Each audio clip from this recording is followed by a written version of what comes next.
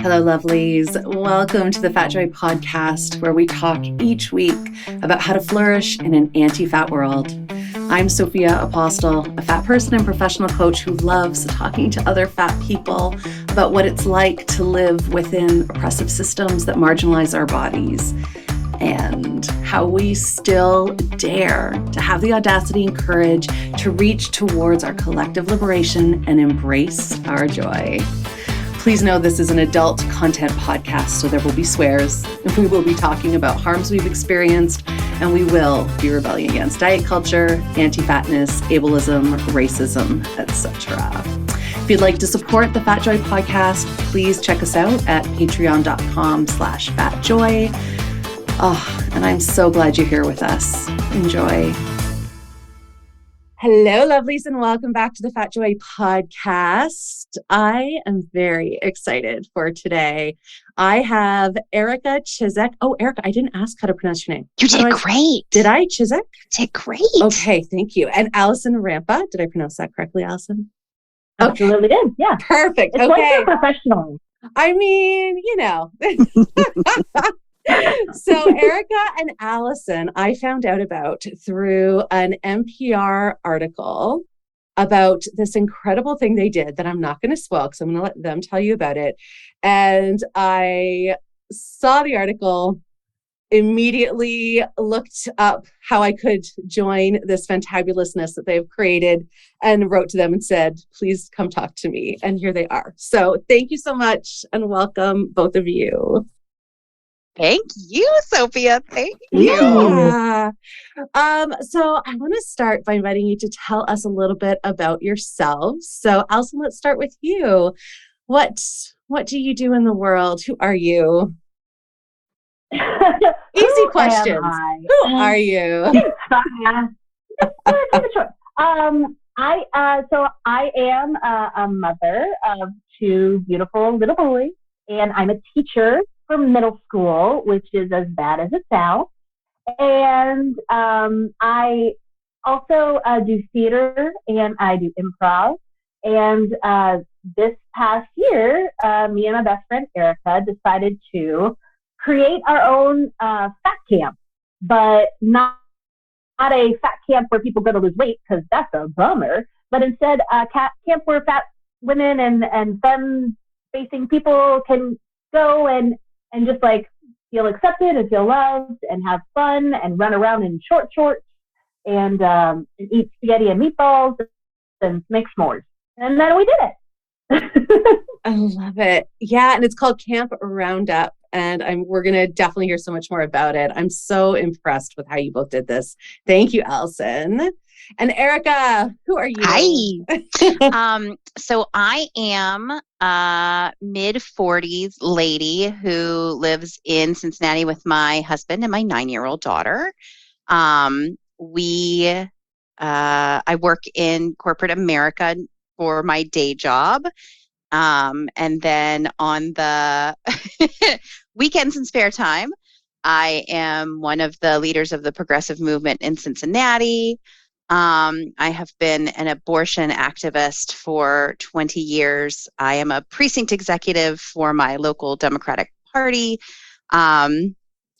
Just beat a really tough opponent, so it was a great week this week.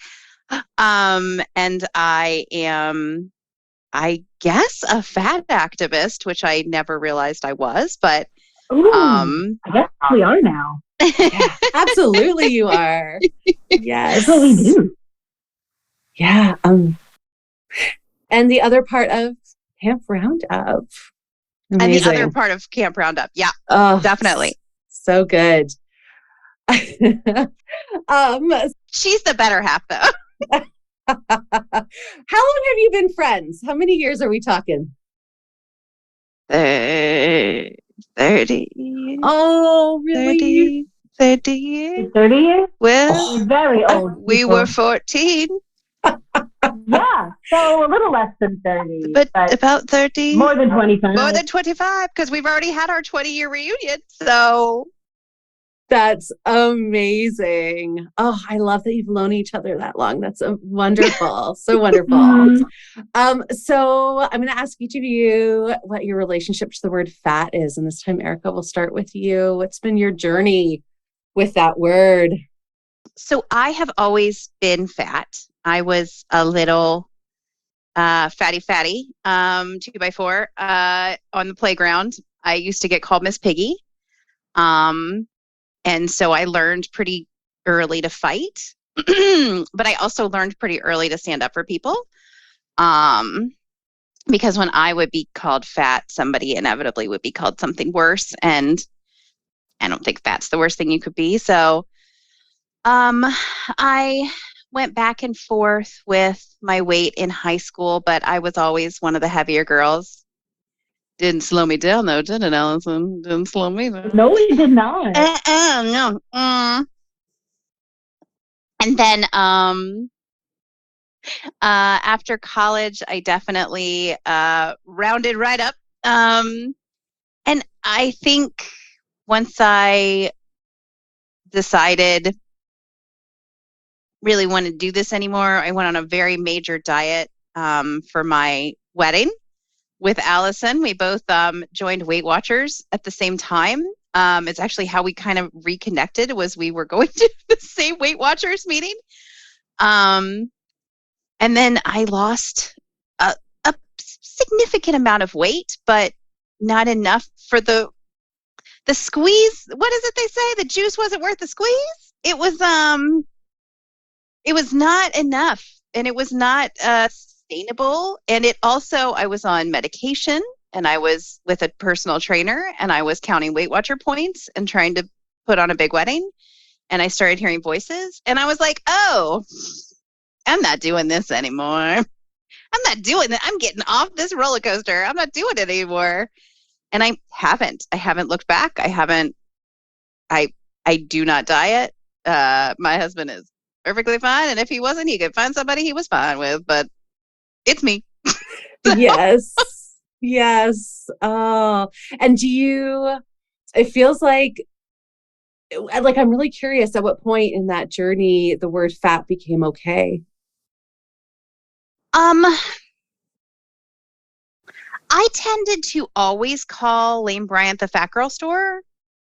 Like, I just tended to, so I'm going to say a very dirty word. If you're listening with children, stop for a second. The word cunt has always been a thing where I felt like it was mine to reclaim. And I kind of feel the same way about fat. Those are my words, right? They're part of my body. And so I always use those words. Sometimes I use them as a weapon against patriarchy, but always use them in a way that is not derogatory. Yeah.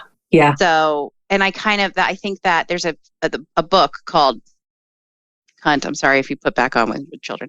And it kind of talked about like how people took that word away from us. And I felt kind of that same way about fat. So Lane Bryant was always the fat girl store. I never described myself as, pleasingly, I was always fat because I've always been fat. So I've been lucky in that way. My parents probably wanted me to be thinner. They helped me diet when I was younger, but they also are not the skinniest people. So I think it was always just an accepted word in my vocabulary, in my home. Nice. Yeah. Yeah. Beautiful. Thank you, Erica. And Alison, how about you? What's your journey been like with the word fat? Ooh, it was okay. So it has been, I've taken the journey because Erica's always been the brave one. Like, she's always, and it's very funny hearing her talk about growing up and how because that is what my recollection of her too, is that she was always fighting and standing up for people. And that has become her like weekend gig as well. So it's really sweet how you always have been who you are. And that's wonderful. And I love you for it. Fat was a dirty word for me for a very long time growing up. And it was definitely something I did not want to be called. It was not something that I wanted to claim for myself. Erica and I went on a similar journey when we went and lost weight for our weddings. Because I was like, I am determined that I'm going to walk down that aisle and everybody's just going to go, damn. And I needed to do everything I could to make that happen. You did. She did. And I did. I looked amazing. I would have looked exactly as amazing if I was a size 16 and not a size 12-ish, I guess. Because after I got my pictures back, I'm like, oh, no, I still look the same. I'm still fat. I'm still fat. I'm not hot. Like, I'm cute, but I would have been still just as cute with the 40 pounds on me. And so I was like, oh, never mind. Not going to do that to myself, because there were times like during the dieting when I was like, I'm just doing this for love, baby. Oh, like, it is only love that'll get me through this. Which again, my husband doesn't care. It was not for him. It was for me and my pictures. And then, I get pregnant, and I have a very different kind of pregnancy than I was anticipating. I lost 40 pounds during my pregnancy because I was birthing all the time. So sick. And so, and just my relationship with my body changed, because it wasn't, I don't know, I loved how I looked pregnant. I was like, I look like Beyonce when I'm pregnant, because that's what Beyonce looks like pregnant. Like, the pregnant body is just beautiful. And like, and that was the first time I was really like feeling myself. And I remember thanking my body when my water broke finally, and just like, oh my God, thank you so much. I love your body. And then like the healing of like food, being able to eat again, while I'm nourishing myself and I'm nourishing my baby. And like, that really changed my relationship with food, and it changed my relationship with me and fat and what I look like. And my hair turned pink, and I chose the kind of outfits I was wanting to wear. And I watched a lot of Drag Race. So it's drag queens really helped me kind of embrace them. Like, look how fabulous these women are. Look how absolutely gorgeous. And they are fatter than me, and as fat as me. And like, why would I want to look like anything else? So I feel like this is my Pokemon evolution. I don't know if I'm in my final form yet, but like, I'm getting there. So that's where it's come along with. And then I realized that I can make people uncomfortable by calling myself fat. The best. Which I think Erica has known that and uses that and I was like, ooh, that is powerful. You are right. I'm gonna weaponized self-acceptance. Yeah. And Lizzo too. I'm not gonna go out here without shouting out to Lizzo, who has, for the past 4 or 5 years, just really been on the scene doing her thing and just being gorgeous. And like, yeah. I also I went to visit my aunt, who said that she's on keto. And I'm like, girl, you're almost 60. What are you doing on keto? What you gonna do? You gonna get in a bikini? What? Just eat what you want to eat, man. She's lost the same 10 pounds her entire life, over and over and over again. And I was like, oh boy, that is so much mental stress. And physical stress on your heart. We know that now from science. Mm-hmm. So why do that when you could instead buy fabulous dresses and put on a lot of makeup? And eat a cheesecake. So that was my journey. And it's still a journey, right? You don't always wake up every day feeling it. No, I mean, it's definitely like the number one thing when I'm like in the mix of politics that gets thrown at me, right? I'm a fat bitch. Like, that's the very first thing. And then, they really get upset when I'm like, what?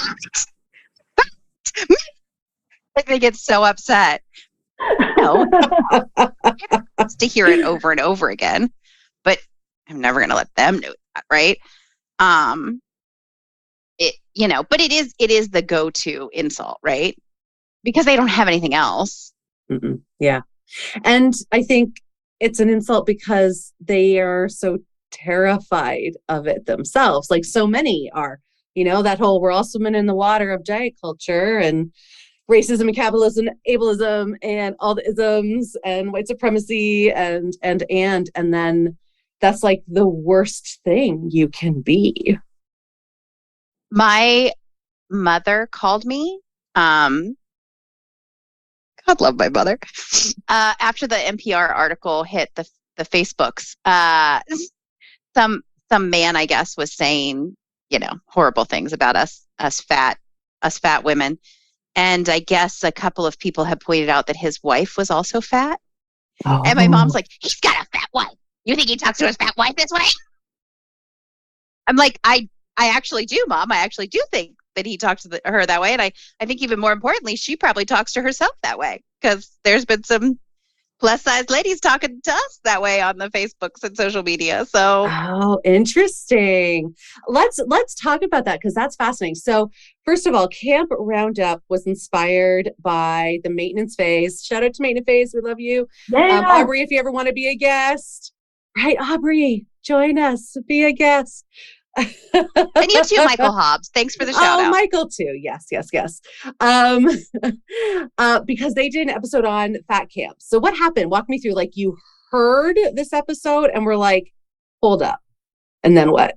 So Alison was on maternity leave, and we normally listen to the shows pretty quickly, but like I've been trying to listen to them faster because she's on maternity leave and she didn't have as much stuff to keep her occupied. So I wanted to, have the same wavelength to talk.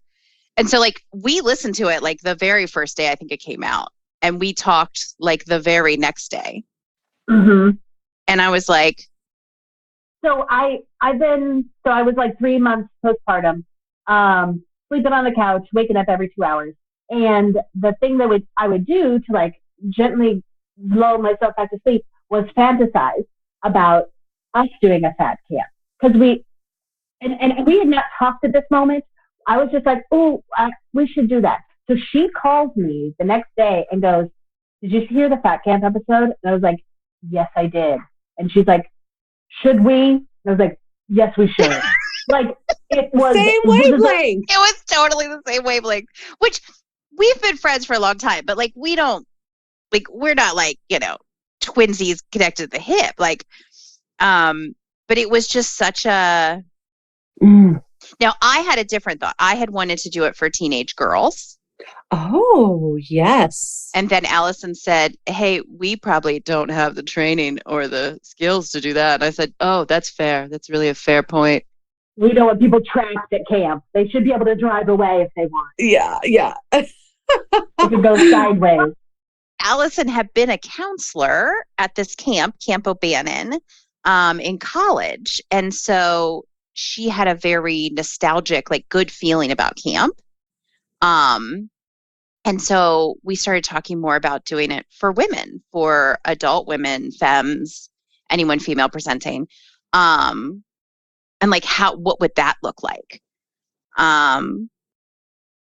So how much time passed between, hey, do you want to do this thing, to oh my God, we're doing this thing? Not enough. Not enough. I think a few days. Because I literally went, hey, so sometimes when people go, it would be really fun to do something, I hear we should go do something. And I then go make that happen. And then it's too much. I sometimes do too much. I've been told. And I was like, do you really want to do this? Because I'm going to put things in motion. It's going to happen. And she was like, yeah, let's do it. So I contacted camp and I was like, hey, do you have any availability? And they're like, how about Labor Day weekend? And I went, absolutely. And I thought she meant this Labor Day weekend. Uh-huh. No. Oh, so what's the timeline there? How long from we've booked the space to we're running this thing? How many months? I'm assuming. Months? What did we do? February, March? March. It was March. March, yeah, because it was barely warm. It was just warm enough to go walk around and not freeze to death. Yep, because I at least went, hey, I haven't been there in a while. Let's please come with me and let's walk around the camp. Wow. So 6 months. Yeah. Yeah. Amazing. Wow. And this last September, this September just passed, that was the first one, right? Yes. Okay. Oh my gosh. Amazing. Which we kept saying continually the entire first 2 days. Like first annual. First one. Yes. Wow. Except for your expectations. And how many people did you have? How many people did it end up being? Like 27. Oh, amazing. So we had more, and then, ye old COVID, we asked everyone to take COVID tests before they came. Yeah. And that bitch, she's dirty. She's dirty. So she took a few people out, but that's okay. We're glad that she took them out before they arrived and took us all. Yep. So yeah, and Alison, God bless her, because I started a new role, and so she had to do the end of the marketing, and I was like, best of luck. Then that was great, because that's exactly what I was on maternity leave for the year, so I was like, I need projects or I'm going to go insane. So yeah, I started joining a bunch of groups. I joined a bunch of like Fat Girl Hiking, Fat Girl Camping, Facebook groups. I joined Swipe Fat, which was it's like a dating, which is really cool. And that's how I got in touch with Jackie, who ended up coming to camp and being our photojournalist. Oh, amazing. Yeah. We also had Bus Magazine was going to come, but they had to cancel last minute. Like, we knew it was a good idea. Like, we knew that there was a market and a need and just a hunger for this kind of experience. Because there were adult summer camps that were charging way more than us. Like, there's an adult summer camp in New York City that's $1,000 for the weekend just to go and be at summer camp. And I was like, we could take that experience and gear it towards women like us, and really create a special environment. Because camp is a whole world in of itself. Like, if you've ever, have you been to camp, Sophia? Did you go to camp as a kid? I did, but I went to Bible camp, but I was a camp counselor, which I loved. I did that for a summer in my early 20s, one of the Tim Hortons camps that was in the mountains of Alberta. So it was actually very cool, like rock climbing, whitewater rafting, horseback riding, backcountry camping. So that was actually amazing. That helped me come around on like what camp could be. And it was amazing to see the experience that the campers had. So yeah, that helped rewrite the camp experience in my own past. Yeah. And the crying at the end. The crying the first day because they don't want to be there, and then the crying the last day because they don't want to leave. Yeah. and were there tears at your camp? Oh, I want to hear what it was like. Paint a picture for us. So there were tears at different times, I think. So the first day, everyone arrived in the morning, and we did sign in. So basically, the camp is very similar to a camp that you would have had as a child, but no starvation or forced hiking. So unlimited snacks. You get a T-shirt. You get a special mug, and T-shirts that fit. God, yeah, that's the whole point. Now, I will say we had some really awesome tie-dye shirts picked out and sized and everything. And then the supply chain, also a bitch. Oh, right. COVID, Mother Nature, and the supply chain were a bitch on separate occasions for this camp. But but we worked that out. We figured it out. So everyone got shirts and unlimited snacks, and so you had different juices that you could pick from, and then it was BYOB. Everyone checked in, got settled in their bunks and got themselves all set up. We had already assigned cabins to everyone, so we tried to like figure out where everyone belonged the best just by, location and background. And Erica was a master matchmaker with the cabin. It really did work out. That worked out better than I could have imagined. And then everybody moved in. Then we started with lunch and like housekeeping and a welcome, and then scavenger hunt so that everybody could kind of get to know each other, get to know the grounds. And then what did we do first? We went right to activities, right? We did. And that was a mistake because we were tired.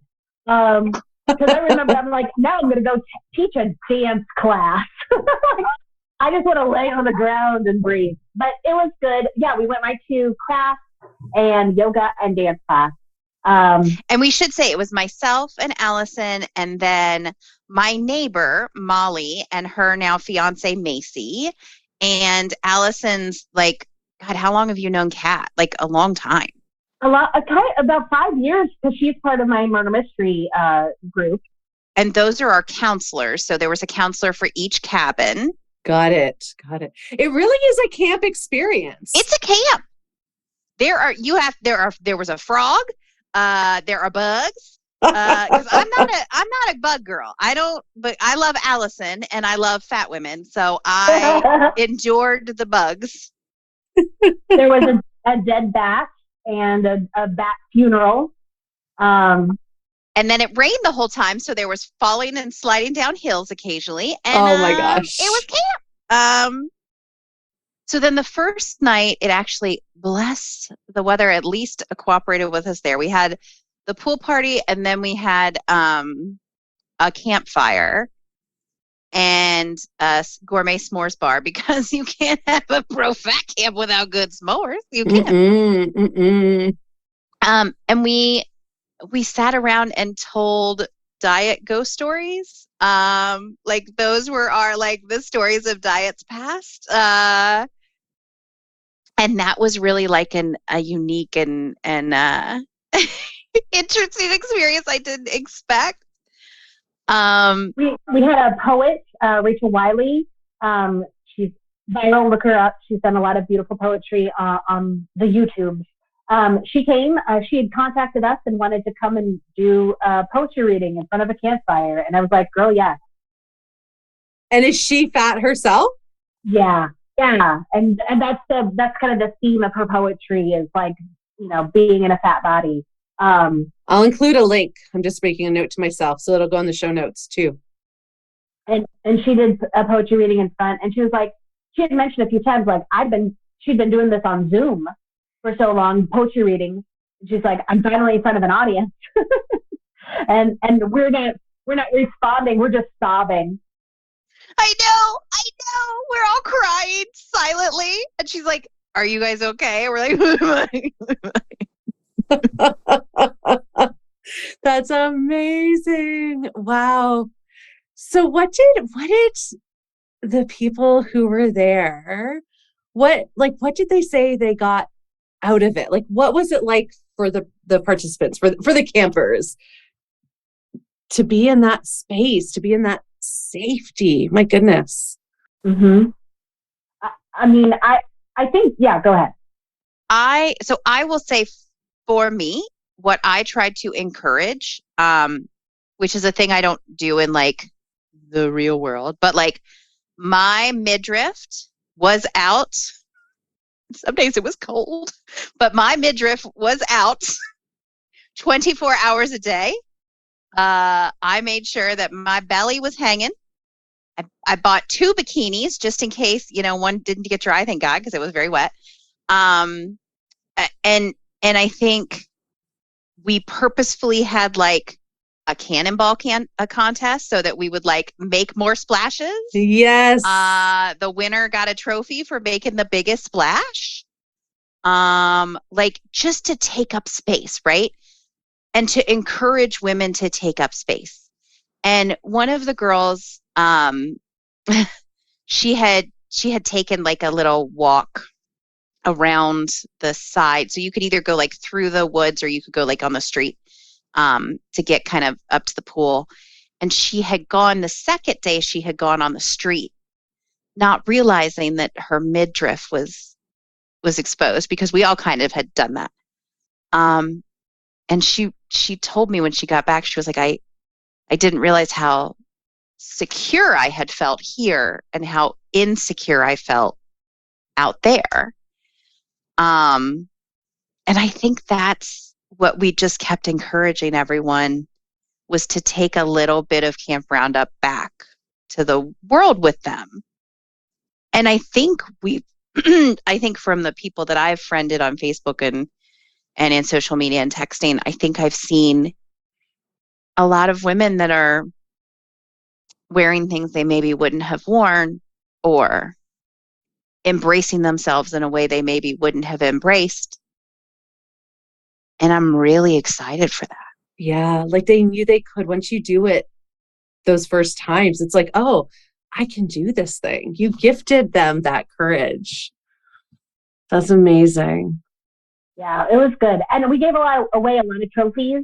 There are trophies for doing the best cannonball. There's trophies for best vibes. We gave her leaning into the discomfort.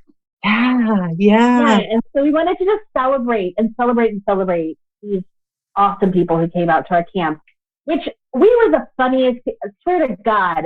So I did an improv workshop, and I'm like, y'all are funny. And then Erica was like, we gotta be.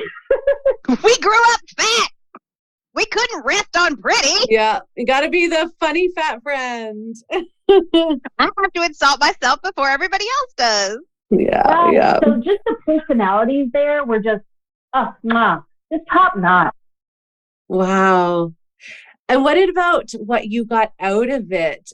Erica, you mentioned it was a big deal for you to wear clothing with your midriff showing. Yeah, like, sorry, listeners, I have caught a lot of dick in my day, so I'm not concerned about this body. This body, it's good. It's a top-notch body. But I rarely put out a lot of flesh.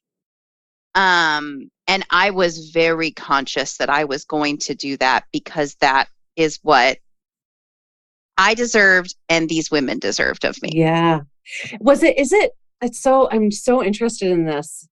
Is it this idea of this is my edge, so I want to just push against it a little bit and see what's.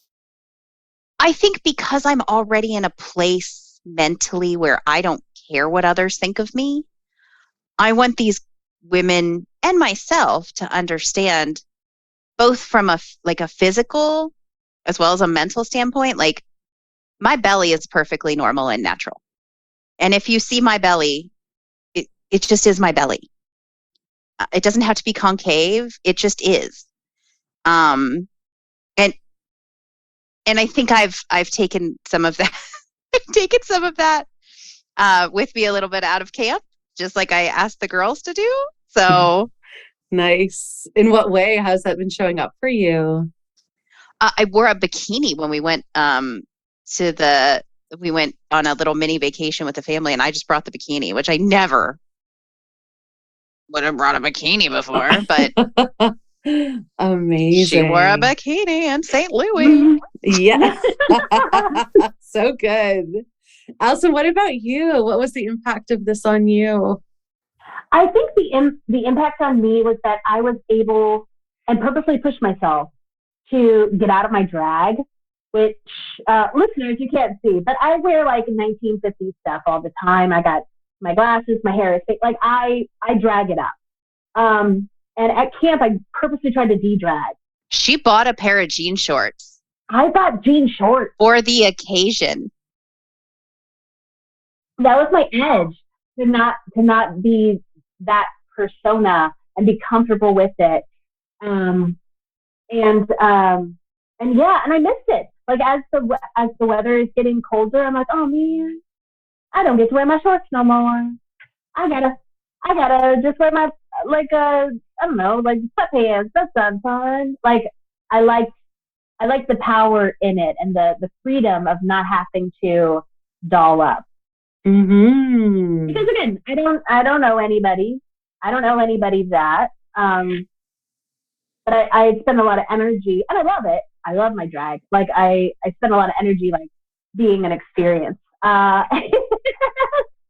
Yes. And it is very liberating to just go, I'm just gonna be in shorts and a t-shirt. Beautiful. Beautiful. Wow. Oh. When is the next camp?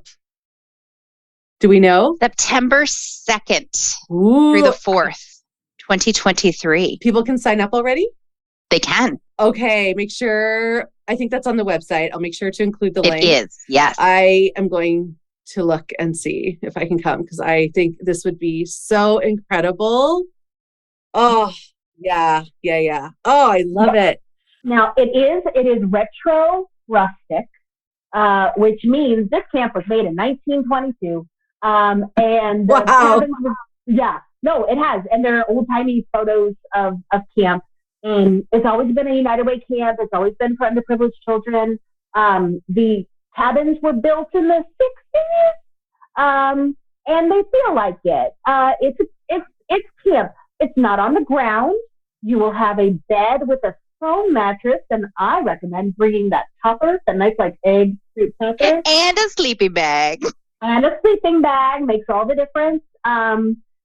And for us, it rained the whole time. So I was like, oh, and I have a baby, which would wake me up usually 3 or 4 times a night. I was like, No, I slept like the dead. I was so tired. So, but it's not glamping. We say that over and over. There's a bathhouse. Yeah, you do not. You have to walk outside to go to a place to pee or to shower. And occasionally you may have to kill a mayfly. They're big, but they're harmless. They're big, but they're harmless. We have bug spray. It's fine. Citronella candles. Yeah. So it was. We swept all the spiders out before you guys got there. It was fine. Oh, good. That's my fear. Spiders. Ooh. Me too. Oh, I don't like. The more legs it has, the less I like it. Like a snake, fine. Yeah. A spider, no thank you. Amazing. Wow. How are you both feeling about doing it again? I'm feeling great. I'm stoked. The first day we kept going, we kept looking at each other going, I think we did it. I think it's working. I think we did it. And I kept going, no, don't say that. Don't say that. Something's still wrong. But yeah, nobody died. Everybody survived. And everyone had a good time. What do we do? Like, how much money do we give back if people hate it? And then like the very first day, people were like, so we're going to stay in this bunk next time, right? And we're like, oh, you want it next time? Oh, they want it next time. Oh, they want it next time.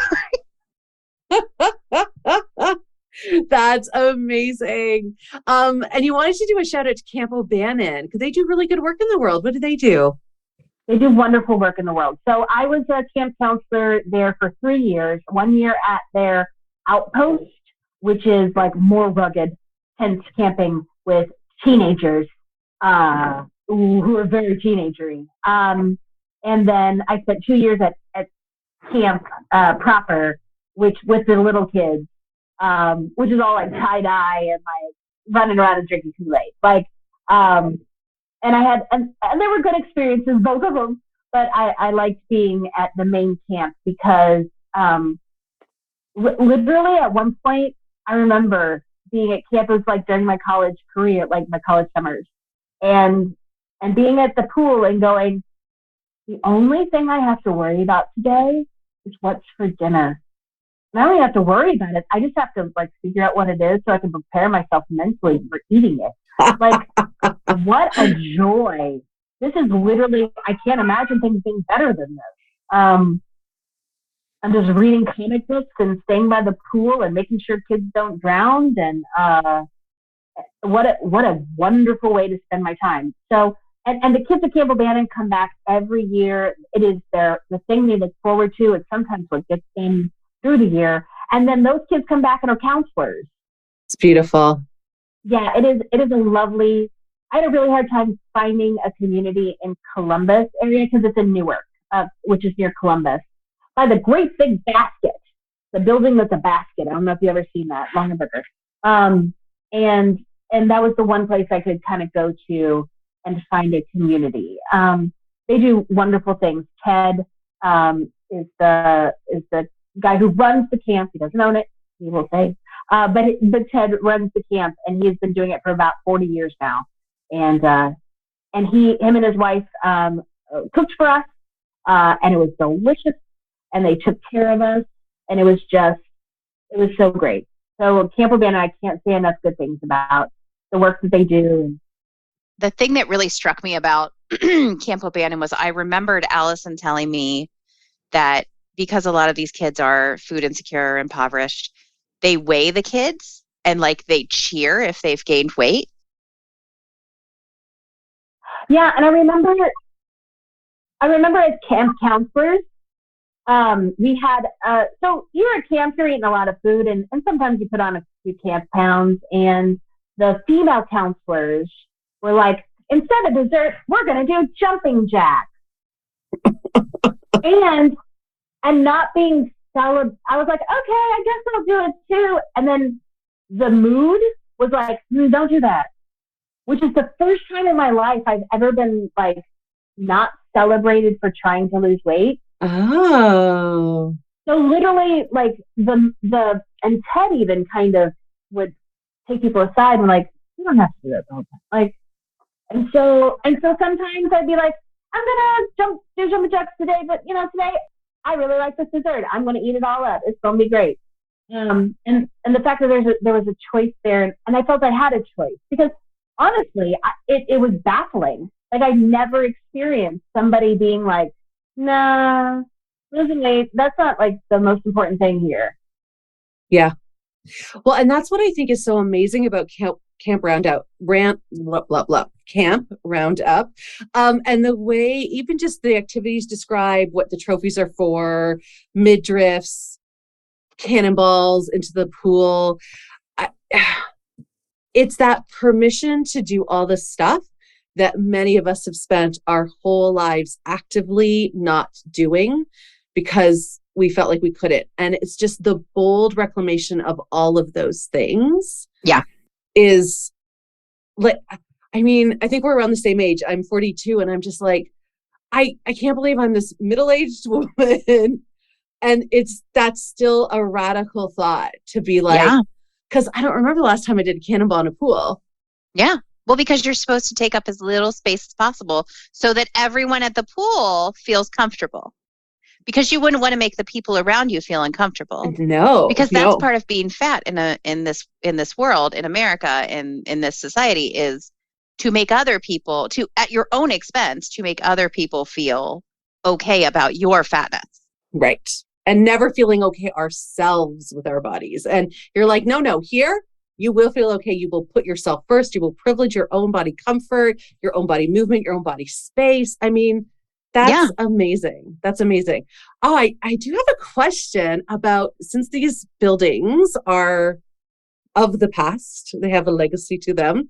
What about things like seating and comfort? How did you manage this physical space?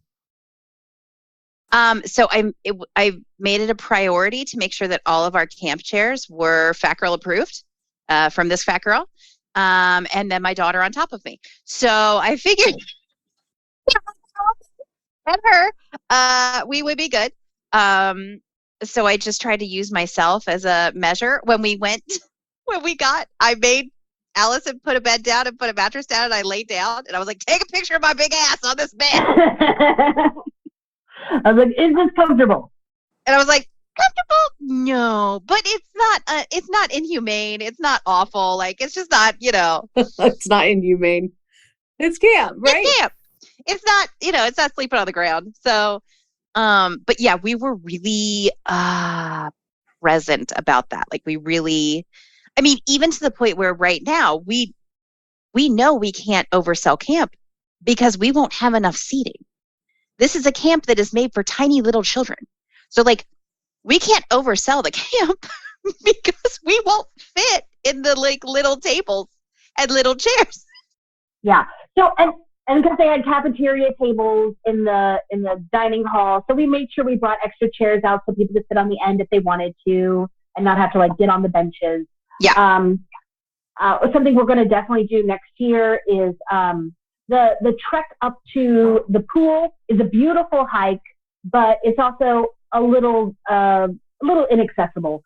So we're gonna rent little golf carts so we can take people the back way. Because we want everybody to be able to enjoy it.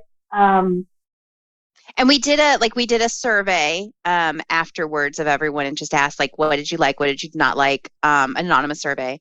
And that was like the one thing was that people had a hard time getting up to the pool, and we don't want that, right? That's not what we want. We don't want to be ableist. We don't want to be, because I was huffing and puffing by the time I got up, but we definitely don't want to be a barrier for anyone's enjoyment or for anyone's feeling of joy.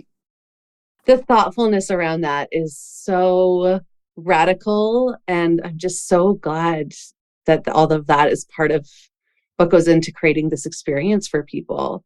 Like, I feel very moved by that. I feel very moved that I could show up in a space and my full self needs, my physical self, my emotional self, like all of it would have been thought about and cared for, because we never walk into spaces where that is true. But you deserve that. 100%. Everyone deserves that. We all deserve it. Yeah. We deserve to be able to fit into a chair. We deserve to be able to fit into the shower. We deserve all of those things. Yeah. Those are things that we deserve. They're not the only thing that stops. The only thing that stops that is because capitalism says we have to shove more and more people in restaurants and planes and hotels, right? And so like I'm not doing that. Like, I refuse. I'm not buying an extra seat on an airplane. Enjoy my fat roll. That's the airplane's fault. You go bitch at the airport. That's not my problem.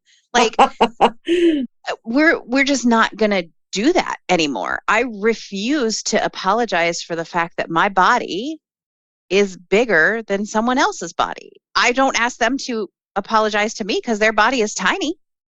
That's ridiculous. I love it. Oh, so good. So good. Oh, lovelies. This has been so wonderful. I want to bring us to a question that I love asking all my guests at the end, which is about joy. So, Alison, how do you stay connected to joy? What brings you joy? I'm going to say creating. Creating brings me joy. I'm a writer, and I'm an improviser, and having the ability to make things and create and build a world of my own, which goes into camp too. We're just building a world of our own. That brings me joy. And of course, my tiny little baby boys, they bring me joy too. And I created them. So there. Yep. So yeah, creating things is the thing that kind of gets my juice going. Gorgeous. Thank you. I love that. And Erica, what about you? Well, I'm very joyful that I get to raise a daughter with some of the tools that my mom maybe didn't have. And like, I'm such a pain in the ass, so I can't imagine what she's going to be like. Like, I'm just really grateful for what a pain she's going to be. But the best pain. Yeah. The most righteous pain. And then I have like a really nice little garden that makes me really happy and gives me raspberries until late September, and a fat girl hammock next to it. And so like those things really bring me peace and joy. You know, it used to be like, it used to be cooking and things like that, but now like I have to do those things because we have to eat as a family. Yeah. So digging in dirt, laying in my hammock, not needing to trim my yard. Those are very joyful things for me at this point in my 40s. I love that. Oh, beautiful. Thank you both. This has been so joyous. I am like 90% sure I'm going to see you next September. Yay! I just think what you're doing is incredible. I'm going to include the link to the NPR article that came out so people can see it as well. And thank you to Jackie for like unpacking her, like, because there was a lot of internal struggle with her, like wanting to capture our joy, but also having been traumatized her own self as a fat girl growing up. So like, bless to Jackie Malloy for coming and doing this and asking her, like, really like bringing this to her editor and advocating for us. And just being cool. Yeah. We've met the coolest people doing this. We are so lucky. Oh, so good. Well, thank you for doing this. Thank you for creating spaces for all of our bodies. It's incredible. It's incredible. I'm so glad to have been able to talk to you both. Thank you. Thank you.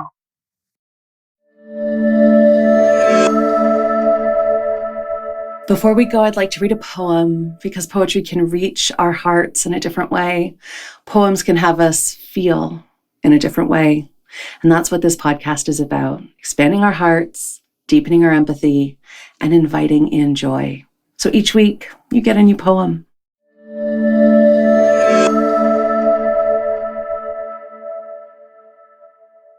Alison Rampa and Chiseck did not hesitate when the idea struck to create the good kind of fat camp. And so I knew that Mary Oliver's poem, Don't Hesitate, would be the perfect pairing for these two friends who created such a beautiful experience for others. Here's the poem. If you suddenly and unexpectedly feel joy, don't hesitate. Give into it. There are plenty of lives and whole towns destroyed or about to be. We are not wise and not very often kind, and much can never be redeemed. Still, life has some possibility left. Perhaps this is its way of fighting back, that sometimes something happens better than all the riches or power in the world. It could be anything, but very likely you notice it in the instant when love begins. Anyway, that's often the case. Anyway, whatever it is, don't be afraid of its plenty. Joy is not made to be a crumb. Thank you for joining me today. My hope is that you're feeling a little less alone and a little more seen. So until the next episode, you can find me on Instagram at fatjoy.life, on the website at www.fatjoy.life, and on Patreon at patreon.com/fatjoy. Please don't forget to check out the show notes for how you can connect with my amazing guest and for the links to the poem. All right, lovely. I am sending you off with my wishes for an abundantly fat joy day. Talk again soon.